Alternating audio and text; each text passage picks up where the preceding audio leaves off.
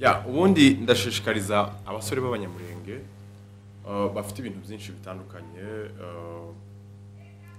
bacuruza cyangwa bumva bafite passion yo gucuruza kugira ngo bafungure ama account kuri Kisasa, then ibintu byabo tubicuruze ku rundi rwego. Amafaranga y'umunyamurenge yasirikiye mu munyamurenge buriya abari imibare myiza cyane mu bucuruzi. Feedback nkazi tatu zanshimishije cyane aho dutangiriye kano kazi kuruta izindi. Iya mbere ni umusore cyangwa n'umugabo utuye muri Canada. Twongeye kubaha ikaze inshuti bakunzi ba IITV1 and Radio aho muherereye mwebwe mwese turabaramukije tubifuriza amahoro ya Nyagasani mu byo murimo. Hanyuma tugiye gukorana ikiganiro nono muntu mubona kuri kamera zacu aho tugiye gusobanukirwa byinshi bitandukanye muri business akora, ariko jewe ugiye kuyobora kino kiganiro kandi nitwa Rutebuka Justin. Ntabwo turi butinde cyane, ariko nanone turakora ikiganiro gifite umumaro munini cyane aho mu minsi yashize twagiye tubona www.kisasashops.com titusobanukirwe, bamwe ntibasobanukirwe ibyo ari byo.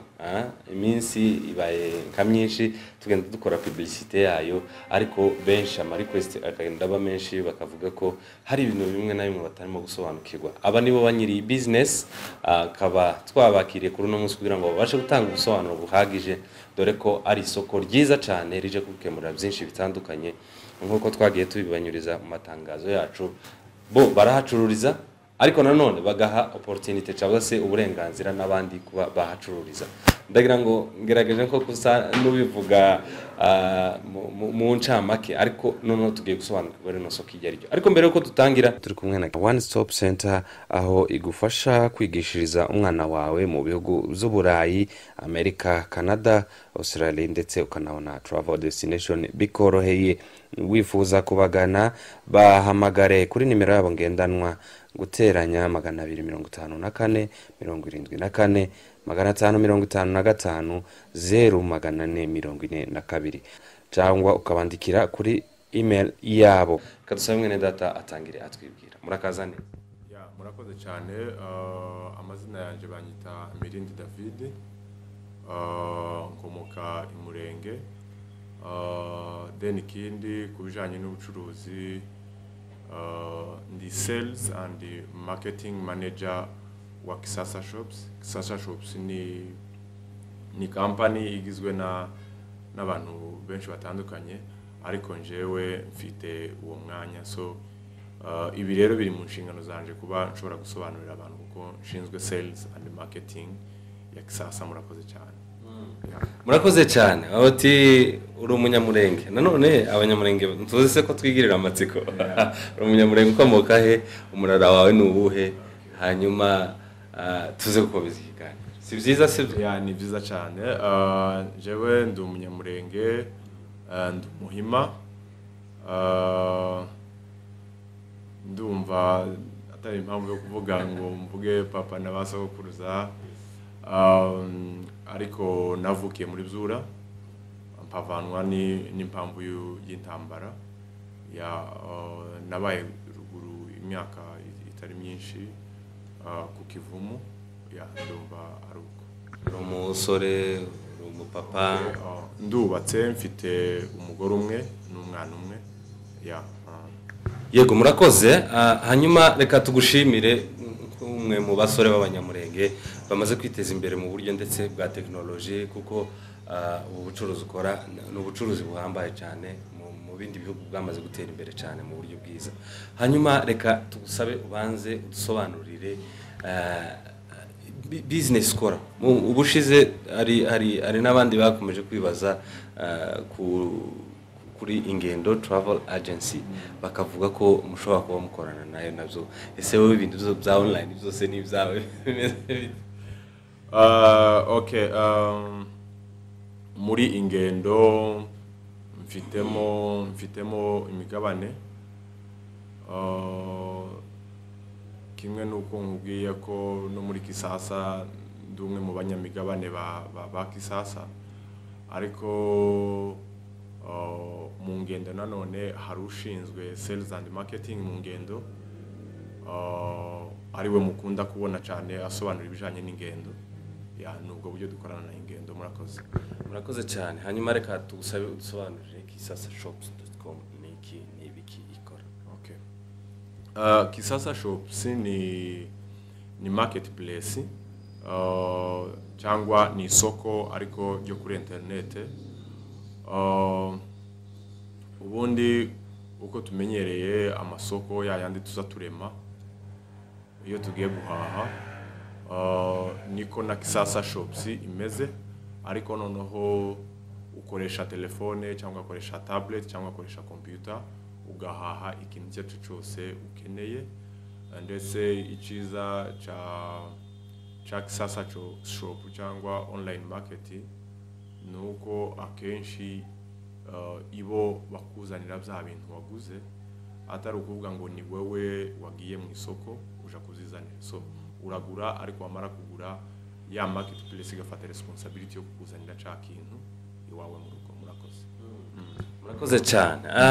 Abantu benshi bagiye bambaza bati se ni gute umuntu yabikora? Uravuze ngo kuri tablet, kuri laptop urashobora kuhagurira product ya kuri kisasashops.com. Ni gute bikorwa nko ku muntu utabisobanukiye, udasobanukiye ibintu bya technology cyane, ni gute bigenda?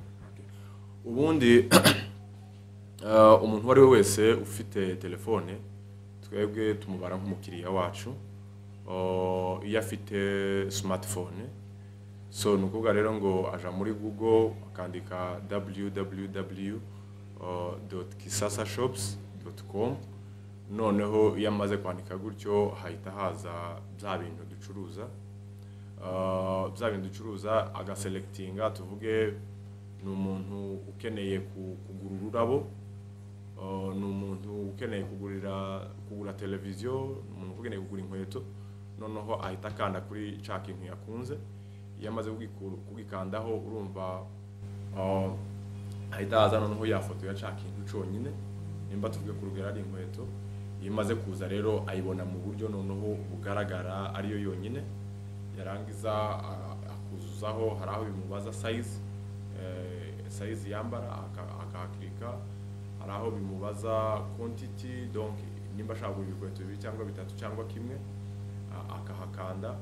Noneho agahita iyo agaselectinga shipping option, donc nimba ari umuntu utuye hano Nairobi hakora moto, hari n'amafaranga utanga nyine ya fee yo moto kugezaho ca kintu.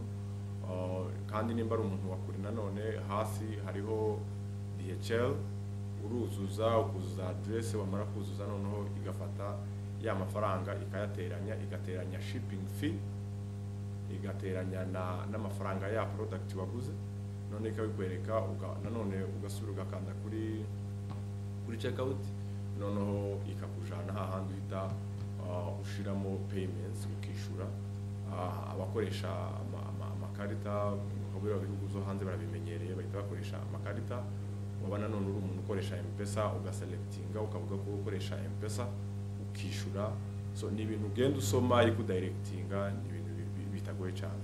Iyo maze kwishura rero twebwe tuhita tubona iyo request ko hari ikintu runaka cyaguzwe, tugahita duprocessinga ya order kuko ubona kuzana address yaho utuye cyangwa ushaka ko bya bintu biza tuzabikuzanira.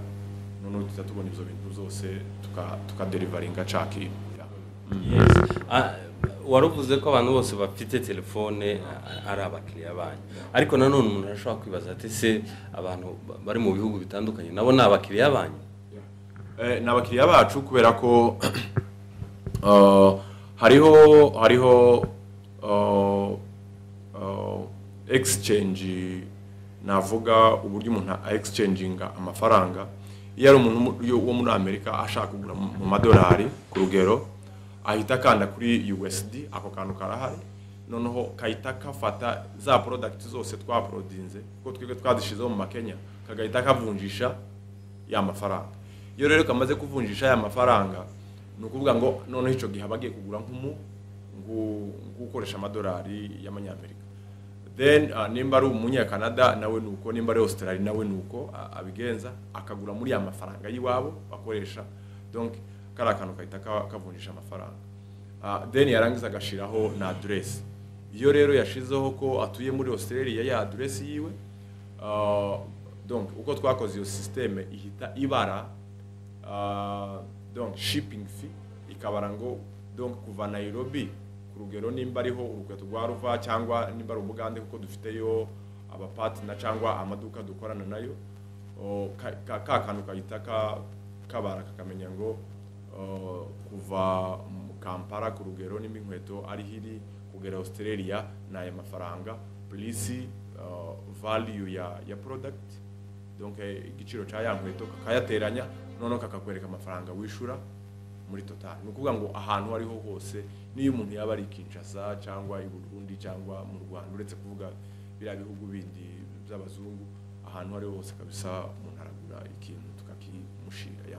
Okay, aho ni sawa kabisa. Nyuma nanone reka tuze kuri point benshi bibaza batise hari ukuntu muvuga ko mukorana n'abantu bari bubuze, aho mwebwe murahacururiza ariko nanone mugaha opportunity n'abandi bo kuba bahacururiza. Abandi bantu bo barashaka kuhacururiza gute? Ni bande mwe bemerewe kuhacururiza, ni bande batavyemerewe? So kugira ngo wenda ngusubize ico kibazo mu buryo busobanutse kandi bworoshe, Kisasa Shops yatekerejwe n'umusoro umwe w'umunyamurenge, amaze kuyitekereza ayitekereza bishingiye ku buzima bw'ubuhunzi yabayemo, nyuma yo gutahura yuko ibintu byacu biba byaranyazwe mu ntambara, donc tudafite imitahe. Icya kabiri tukaba turi mu bihugu by'ubuhunzi aho ibyangombwa byinshi tutaba dufite ibyangombwa byinshi by'ubucuruzi. So atekereza rero gukora ikintu c'isoko ryo kuri internet, ashaka kugira ngo apromotinge izindi mpunzi zishobora kuba zifite ibintu bito bito zikora ariko zifite umutahe utari mwinshi, mu rwego rwo kugira ngo dufate ba bantu bafite imitahe mitoya. Umuntu ashobora kuba afite akaduka gatoya kiwe k'imyenda, ashobora kuba afite akaduka kiwe gacuruza wenda amabiju, ibintu impeta, amashaneti, biki, donc kubera ko dufite imitahe mikeya. Noneho uwo muntu rero tukamufasha kugira ngo dufate wa mwenda acuruza ahantu hatari heza cyane, kubera ko urumva imitahe bari mikeya, kuko muri business buriya location ya shop ihenda, cyangwa shop iyo uyifata ihenda bikurikiranye n'ahiri. So usanga rero abantu bacu benshi b'impunzi baragiye bafata nyine utuduka bikurikiranye n'ubushobozi bwabo. So now dutekereza rero kugira ngo dufate cya kintu cyagicururizwa ahantu haciriritse ariko tukigurishe umuntu ushobora kuba adaciriritse. Nukuvuga ngo umuntu ashobora kuba afite iduka ahantu hahendutse nyine bijanye n'ubushobozi bwiwe, ariko noneho cya kintu tukagifata tukagishira kuri internet, kaba gishobora kugwa n'umuntu uri muri Amerika, kagwa n'umuntu uri muri Australia wakunze cya kintu, umuntu uri Kinshasa, you know. So ariko cyane cyane twibaza ku mpunzi bagenzi bacu, donc tugerageze kuzamura babacuruzi b'impunzi bagenzi bacu bagerageza kwiteza imbere, noneho dufate bya bintu byabo babacuruza tubigurishe abantu batandukanye.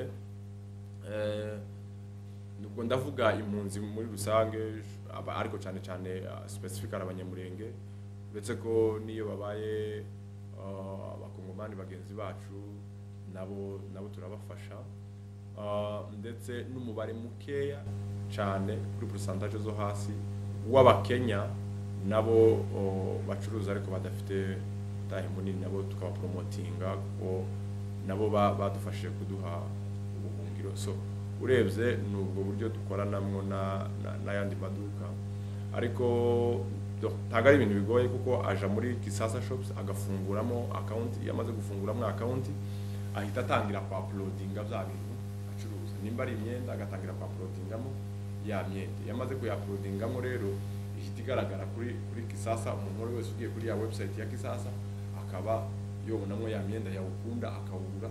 Iyo amaze kugura, wa muntu nyiri umwenda, wa muntu nyiri gufungura account kuri Kisasa ahita abona message ko hari umwenda wiwe wagize gute wawudarinzwe. Ico gihe agatangira sasa process yo kugira ngo ugere ku wadarinze ya urumva ari nkuko nabisobanura. Aho ngaho inyungu yawe iba ari iyihe nk'umuntu wa Kisasa, ndetse n'ukuri uriya wabashije kuhagurishiriza hari ama pourcentage runaka ashobora gukatwa? Kuri ubu nta pourcentage turi gucharginga. Kisasa turi gufasha abantu ndetse ikirenze nico kuko hari ama website menshi y'ama marketplace akora bino bintu. Harimo za Amazon, harimo za Alibaba, muri Kenya hazwi Jumia. Twebwe rero dufite umwihariko. Bariya ni abantu bose bashobora gufunguramo account bakagurisha, ariko twebwe specifically twibanda ku bantu bacu, bantu b'impunzi n'abanyakenya bafite imitahe mitoya. Iyo ni impamvu imwe cyangwa n'umwihariko umwe twebwe dufite. Uwa kabiri nuko bariya abantu donc ano marketplace yandi za Jumia, za Amazon, ntabwo hari akazi bo bakora, hari n'akazi wowe ugomba gukora nka venda cyangwa seller uri kugurishiriza kuri ya website. So twebwe rero ico dukora ku bantu bacu batamenyereye ibintu za online cyangwa kugurishiriza online, twebwe rero turabibafasha kubibakorera. Nimba ari umuntu ucuruza, ari umudamu ucuruza ku rugero imyenda y'abagore ariko akaba atazi ibintu za internet cyane, ico gihe twebwe tumusaba gusa ko agenda akahakikisha yuko afite amafoto agaragara neza yazabitenga agurisha, then ibindi tukabimufasha uburyo dushaka tukamwa-uploadingira n'ibiki byose, then tukalinkinga ya shop yiwe ya creatinze muri Kisasa na email yiwe. Noneho umukiriya yazaodaringa tuvuge ku rugero nimba ari cyagitenge agahita abona link kuri telefone yiwe bigenda. So twebwe tugerageza rero gufasha ba bantu bacu dukorana cyangwa abavenda. Kuri ubu rero ntabwo turi kwishyuza kubera ko turi gufasha abantu. Dufite aba IT babiri baba bari full time kuri donc mu ruhande rwa technique. Kuri ubu rero ntabwo turi gucharginga kubera ko dushaka kugira ngo abantu donc tubafashe mu bushobozi dufite bukeya. Ariko wenda uko abantu bazagenda baba benshi cyane tugakenera kongera abakozi kugira ngo donc barusheho gukora neza banakurikirana ibintu neza. Ico gihe twozotekereza kongeraho nanone pourcentage nkeya zo kugira ngo to maintaining service nziza. Ariko kuri ubu rero tugifite abantu bakeya bitanze kugira ngo ibyo bintu babikore. Ta pourcentage turi gucharginga. Uraza ukahagurishiriza nimba wavuze yuko igitengo uri kugigurisha $20, za $20 havaho gusa donc transfer fee y'amafaranga bakata ya transfer. Urumva tuvuge kurugero nimba ari umuntu wakiguze ari muri Amerika, hari charges bacharginga ya kugira ngo ya mafaranga tugereho. Ayo niyo mafaranga bakura kuri za $20, kandi nabwo usanga ari udufaranga tukiya cyane. Ariko ubundi nka Kisasa ku giti cya Kisasa nta mafaranga iri gucharginga kuri none. Murakoze cyane. Hanyuma icizere mufitanye nawo mukorana cabazi icizere abantu bagomba kubagirira cyane ko abantu benshi bataba bamenyereye ibintu byo kugura online no kugurisha, ni ikihe, ni gute biba bimeze sanono nutinyura abantu gukorana na Kisasa Shops? Okay, ubundi bibaho igihe kimwe na kimwe, bibaho ugasanga wenda ikintu wakiguze kuri platform itabaho cyangwa imbari isoko ritahari, iduka ritabaho. Ariko Kizaza Shops turahari, dufite aho dukorera, mudusanze aho dukorera. Iyo ni impamvu ya mbere. Icya kabiri ni ukuvuga ngo twiyeretse abantu baramutse bagize ikibazo icyo cyo cyose boza bakatureba. So iyo baje gukora rero scam, ntabwo bazaba abantu batagaragara, you know. Donc umuntu akagenda ibintu zose akabikora kuri internet ariko atagaragara. So igihe cyose rero umuntu yishize ku karubanda, urumva icyo gihe abantu baba bafite umuntu bashobora kubibaza. Aho iyindi case ikunda kuhaba uretse iyo ngiyo yo kugura ikintu online, ni igihe wenda umuntu ugura ikintu ukagura product ariko ugasanga iyo bakuzaniye atariyo. Iyo ni case ikunda kuhaba online cyane.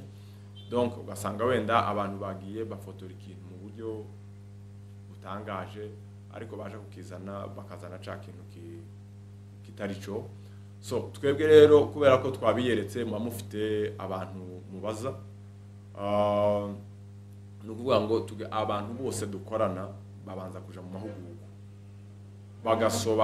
tukabasobanurira ndetse bagasobanukirwa uburyo ki bagomba guhakisha yuko abakiriya babo bari kubaha ibintu biri quality kugira ngo ejo nejo bundi bazasubire kandi bagaruke. So ntabwo rero twebwe dukora business nk'abashaka gufunga ejo, ahubwo dukora business nk'abashaka ko ejo nejo bundi abakiriya bazagenda biyongera, ahubwo aho kugira ngo bagabanyuke. Kuko iyo umuntu yaguze ikintu ntikimugereho nk'uko yabitekerezaga, icyo gihe urumva ntagaruka, ndetse n'inshuti yiwe ntiyosubira kumugira inama yo kuza. So twe rero dukora business tugira ngo ejo nejo bundi abantu bazagaruka. Kandi hariho ikintu wenda abaguzi baba bagomba kumenya, hari rating cyangwa abantu badakunze kwitaho. Ubundi iyo waguze ikintu kikagushikaho ugasanga gifite ikosa, hari ahantu rating, ahantu hakunda kuba amasita cyangwa inyenyeri, ukarating ukavuga ngo aba bantu bahaye pourcentage runaka kwijana.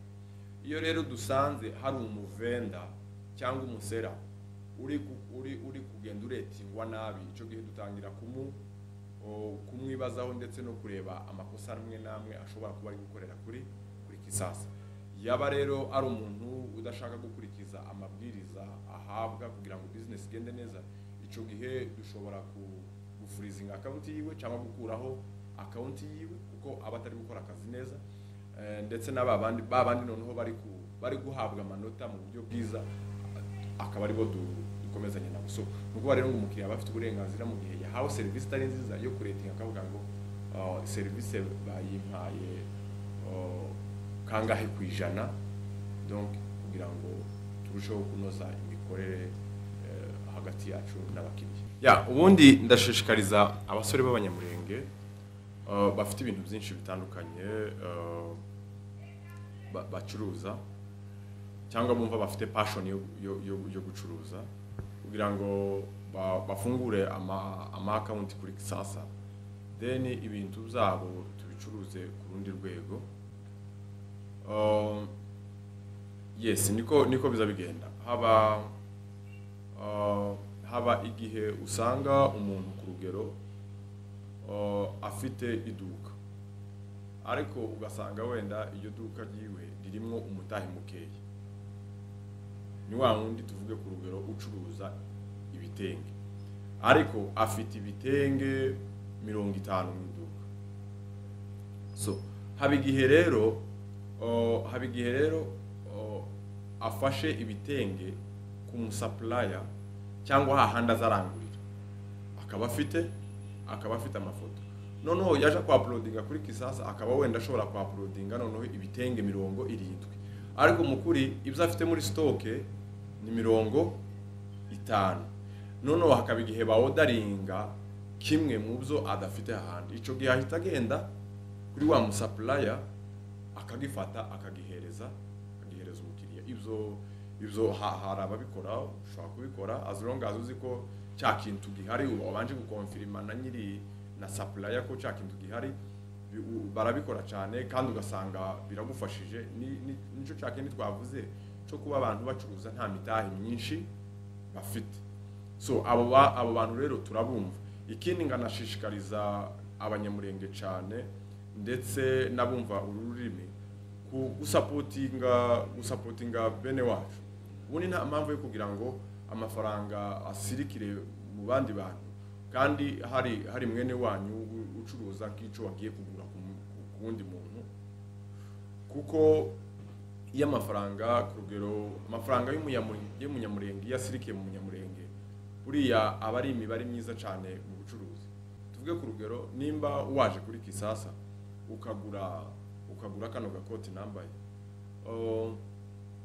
ejo nejo bundi nzagira urubanza nkeneye gushingira umwana wanje, ico gihe juste ashobora kuntwerera akantwerera amafaranga 500, ariko ayo mafaranga 500 wantwerereye nuko wagize gute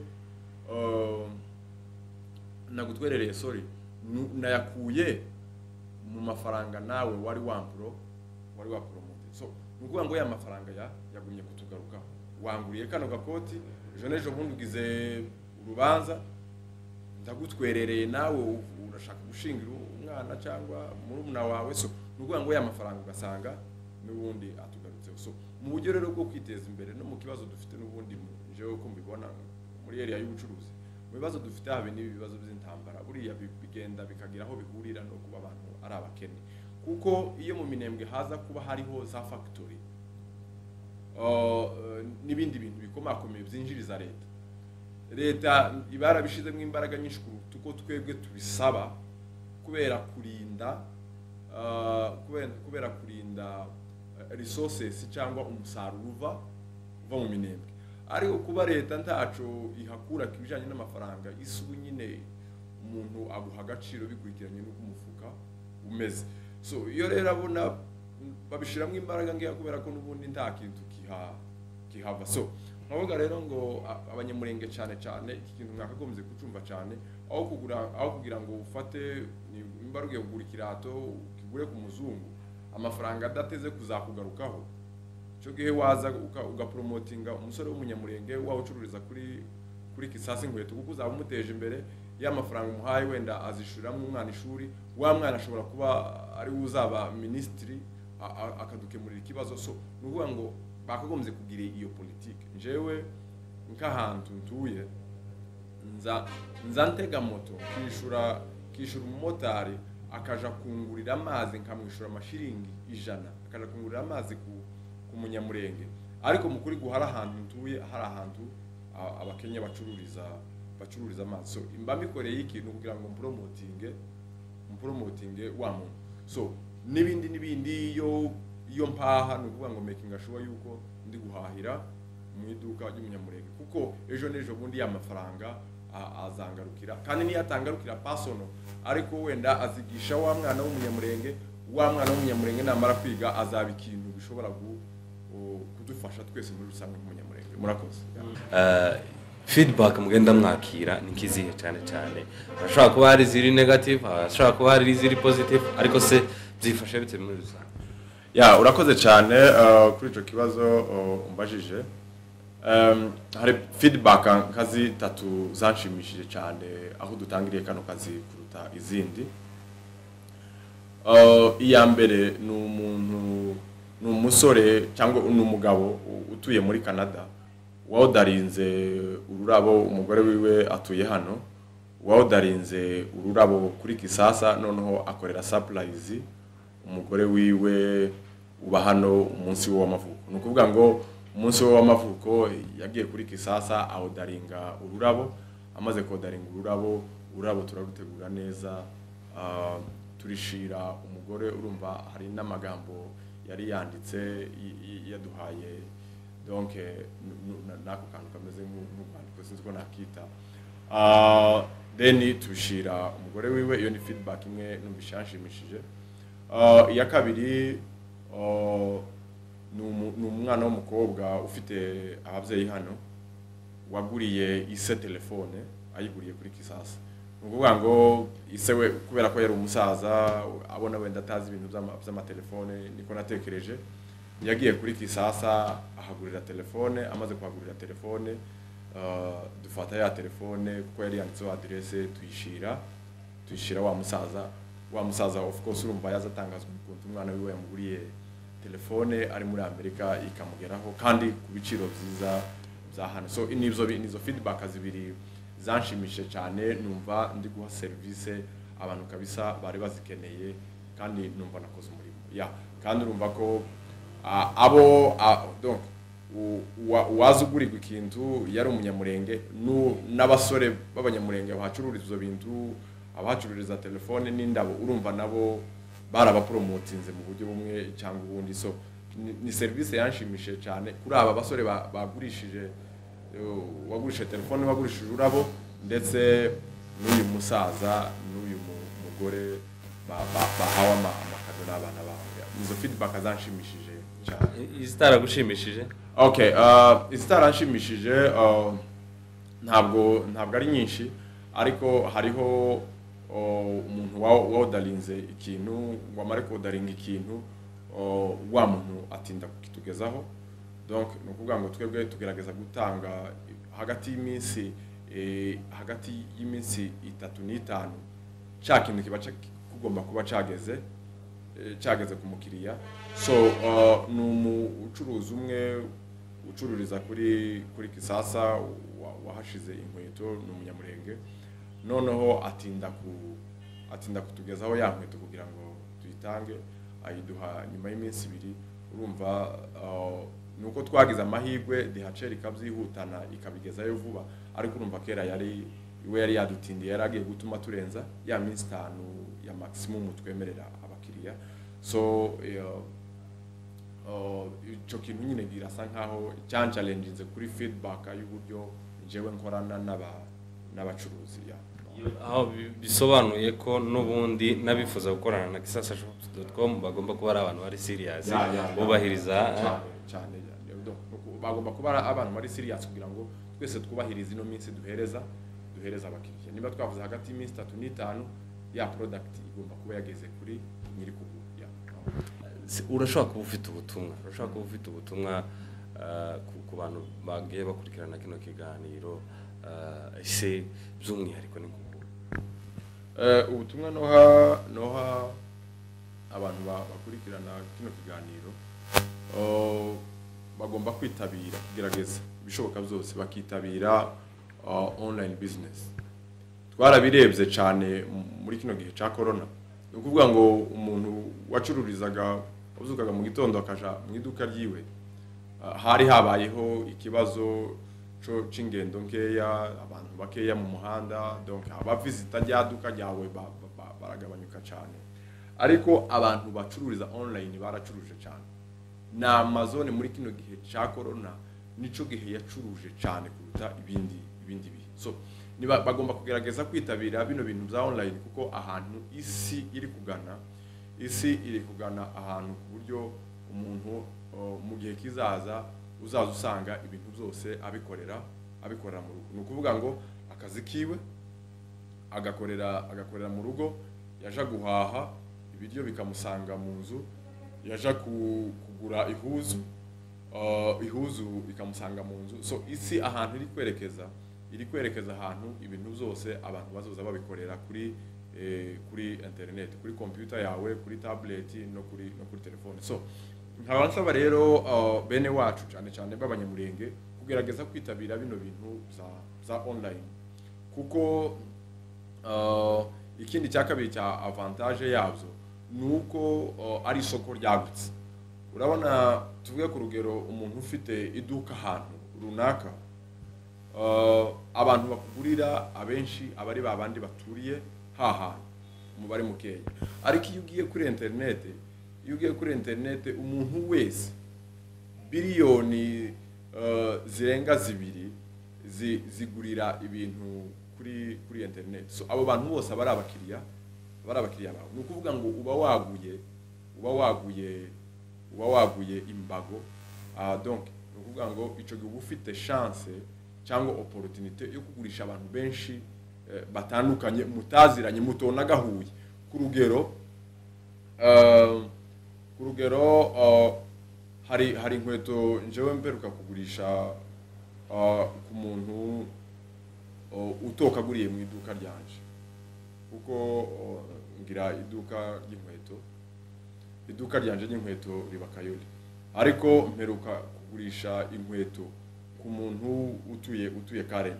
Donc Karen ni ahantu hatuye donc abantu bo muri presidence bakomakomeye babakire bitangaje bo muri Kenya. So uwo muntu rero nta gihe yozoje Kayole aho nkorera ngo hagurire ca kirato ariko kuri internet byarakunze agura ca kirato ngihereza abantu bakora delivery barakimushira chat twawe na DHL. So nukuvuga rero ngo ico gihuba waguye imbago babandi mutogahuye kubera standard y'ubuzima batuyemo nubwo ubayemo baba arabakiriya bawe. Nkabashishikariza rero abanyamurenge hari igihe tuzageraho tukarimita abantu cyangwa abavenda bacururiza kuri Kisasa kubera impamvu y'ubushobozi bunyine dufite bwa maintenance. So ndashishikariza rero kandi abantu ko kurabona ko bagenda bavyitabira umunsi ku munsi, abashishikariza rero abantu bacuruza ibintu bitandukanye kuza bakashira ibintu zabo bakacururiza. Shishikariza rero n'abanyamurenge nanone batandukanye kubaboza kuri Kisasa bakagurira ibintu kuko umuntu ashobora kuba ari muri Amerika ariko akagura ikintu muri Afrika ku giciro cyo muri Afrika. Urumva ukuntu harimo avantage. Umuntu ashobora kuba ari muri Amerika ariko akagura ikintu ku giciro cyo muri Afrika kandi atari muri Afrika. Urumva rero haba harimo avantage nini kuba ashobora kubona cyakintu gihendutse as long as wari bwishure shipping ya murakoze. Ndumva arizo navuga. Imana ibamugisha kandi kuri IITV kuba mwaduhaye umwanya igihe urumva mwaza musubiza ibibazo by'ababatumye ariko kandi umwanya wanyu ni ingenzi. Wenda mwari gushaka n'abandi ama request abari menshi ariko turabashimiye kandi nsaba kugira ngo abantu badukurikiye bakore subscribe, share na comment kuri IITV kuko n'abantu bakora umurimo ukomeye cyane. Murakoze cyane no kudusabira subscribe. Reka tubashimire mwebwe mwese abakurikiranye kino kiganiro. Ndizera ndashidikanya ko wowe wagihaye umwanya cakugiriye akamaro. Hanyuma nanone David mwagize neza cyane kuba mwarazanye kano kazi. Ndizera ndashidikanya ko wabihaye akanya wese yumvise ko ahangaha hari akazi gashobora kumutunga ibintu bikagenda neza. So reka twifuriza amahoro ndetse n'isha n'ihirwe muri aka kazi kuri kisasashops.com. turabifuriza iterambere. Hanyuma abadukurikiranye mwebwe mwese turabashimiye. Kuri microphone mwari muri kumwe na Nzoka Justin, ibiganiro nakagaruka kuri ciao ciao. Inyo wacu uzi igihe